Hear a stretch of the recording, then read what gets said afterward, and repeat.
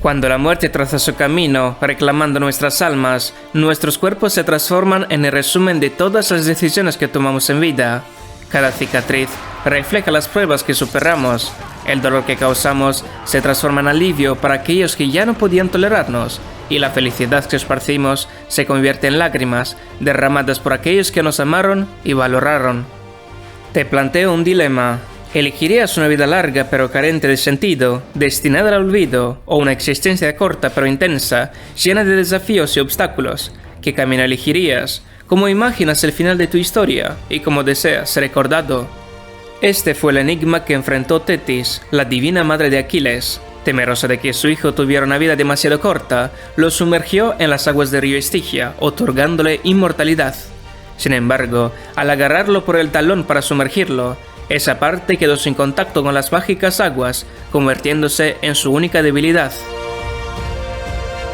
Aquiles es considerado una de las figuras más destacadas de la mitología griega, encarnando los valores admirados y ansiados por los antiguos griegos. Pero ¿quién es realmente Aquiles? Aquiles es el guerrero. Aquiles es el terror. Aquiles es el monstruo. Hijo de una deidad encarnada en humano, Aquiles no es del todo mortal ni completamente divino. Es una figura impetuosa, salvaje, impulsada por la ira, un misterio incluso para aquellos más cercanos a él. Como una fuerza indomable de la naturaleza, Aquiles arrasa con todo a su paso.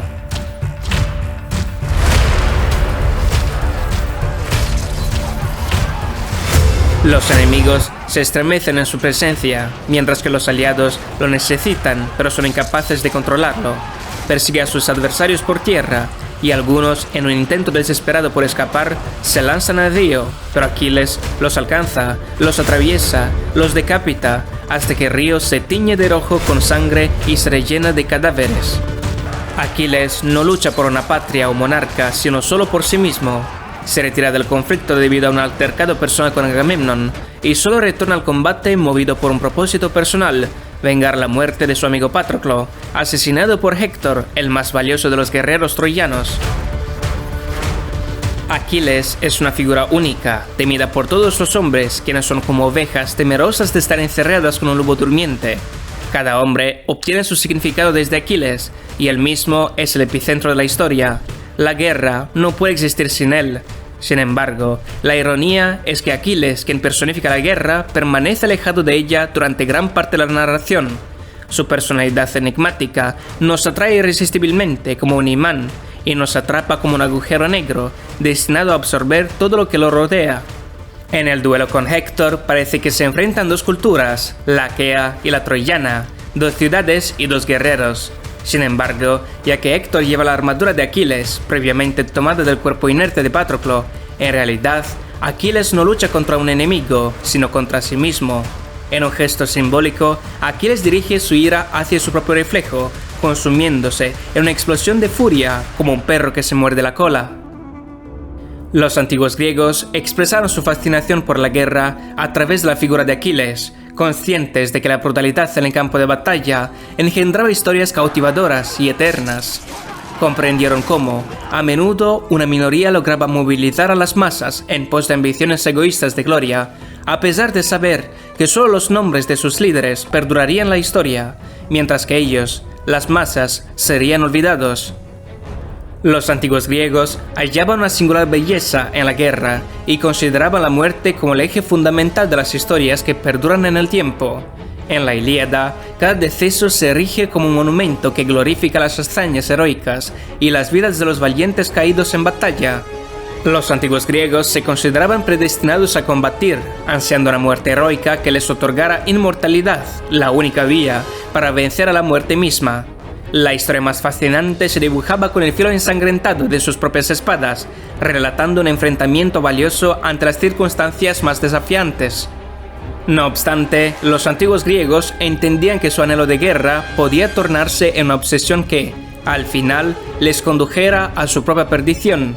Aquiles personifica el deseo universal de inmortalidad y gloria perenne que impulsó a la élite y a los gobernantes de la antigua Grecia, así como a los líderes de las épocas siguientes, a buscar la gloria, manipulando a los campesinos y a los ciudadanos en pro de sus propios intereses. En el medio de la carnicería descrita en la Ilíada, un texto que idealiza la guerra como medio para alcanzar la inmortalidad, emerge una voz que clama el cese de la violencia, portando la esperanza de un estilo de vida diferente. Esta voz se cuestiona si realmente es necesario el constante derramamiento de sangre, pero ¿quién es el que la pronuncia? A medida que los soldados se alistan para la batalla, algunos se encuentran un instante para compartir la comida, intercambiar relatos, disfrutar de lo que podría ser su último momento de unión. El miedo se siente palpable entre ellos, e incluso aquellos que no se atreven a reconocerlo podrían cuestionarse. ¿Tiene todo esto algún sentido? ¿Por qué estamos tan alejados de nuestras familias, solo para encontrarnos enredados en este conflicto? Mientras tanto, al otro lado del campo de batalla, las mujeres ansían la paz. Andrómaca, esposa de Héctor, intenta retener a su marido, suplicándole y rogándole. ¿Has reflexionado sobre lo que nos deparará el destino a nuestro hijo y a mí si mueres? Seríamos condenados a la esclavitud, y a nuestro hijo lo arrojarían desde los muros de Troya. ¿Por qué no podemos llevar una vida tranquila, disfrutando de los placeres sencillos que dan sentido a la vida, como ver crecer a nuestros hijos, trabajar nuestra tierra, crear belleza con nuestras propias manos?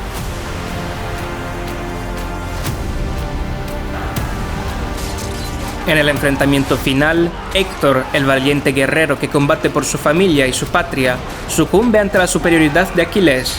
Sus tobillos son atravesados y su cuerpo es ultrajado por la ira de Aquiles, quien lo arrastra alrededor de los muros de Troya y de la tumba de su querido amigo, Patroclo.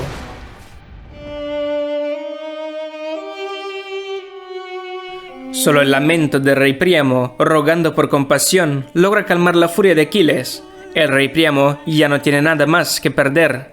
Aquiles ha exterminado a todos los hijos de Príamo, incluyendo a Héctor. ¿Qué tragedia podría ser mayor que un anciano postrado ante el joven Aquiles, suplicando la devolución del cuerpo de su hijo? El rey Príamo, movido por la voluntad de los dioses, cruza el campo de batalla y se presenta ante Aquiles pronunciando estas palabras. He soportado lo que ningún hombre antes de que yo ha tenido que soportar, proclama, con la mirada perdida en el vacío y la voz trémula. He besado las manos del hombre que mató a mi hijo, añade, bajando lentamente la cabeza. Un silencio cargado de emociones se cierne entre ambos. Luego, Príamo retoma su discurso. Sin embargo, no permitiré que Héctor permanezca en tus manos eternamente, Aquiles. Prosigue, mirándole directamente a los ojos de Aquiles. Te imploro, entrégame su cuerpo para que pueda reunirse con su familia y recibir un funeral digno. Las palabras de Príamo reverberan en el silencio, transmitiendo una tristeza inconmensurable.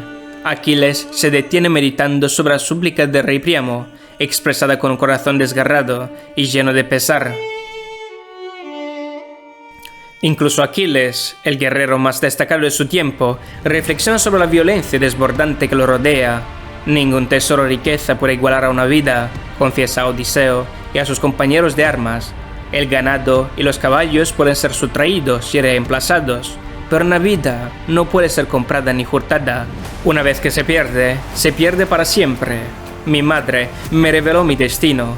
Si elijo quedarme aquí en la batalla, no volveré, pero mi gloria será eterna. Si decido marcharme, quizás no alcance la gloria, pero disfrutaré de una vida larga, hasta que la muerte no me alcance. En medio de este río de sangre, estas voces claman el cese de la guerra, recordándonos que siempre existen alternativas a la violencia.